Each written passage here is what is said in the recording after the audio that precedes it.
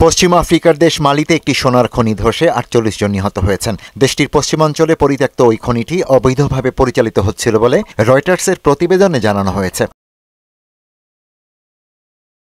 পাকিস্তানি সন্ত্রাস বিরোধী অভিযানে ১৫ জন নিহত হয়েছে। অভিযানকালে প্রাণ হারিয়েছেন দেশটির ৪ জন সেনা সদস্য। দেশটির খাইবার পাখতুনখোয়া প্রদেশে দুটি পৃথক অভিযানে প্রাণহানির এ ঘটনা ঘটে বলে রোববার এক প্রতিবেদনে জানায় দ্য নিউজ ইন্টারন্যাশনাল।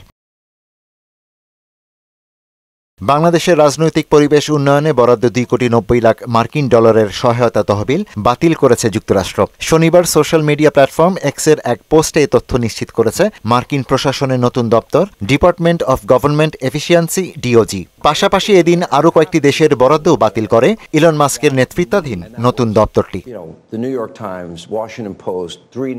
ইউক্রেন যুদ্ধ নিয়ে আলোচনার জন্য আগামী সপ্তাহে জরুরি সম্মেলনে বসতে যাচ্ছেন ইউরোপের নেতারা। যুদ্ধ অবসানে রাশিয়ার সঙ্গে আলোচনা শুরুর কথা জানিয়েছে যুক্তরাষ্ট্র। তবে ওই আলোচনায় ইউরোপকে যুক্ত করা হবে না বলে জানিয়েছেন মার্কিন প্রেসিডেন্ট ডোনাল্ড ট্রাম্পের বিশেষ দূত কেইট কেলক।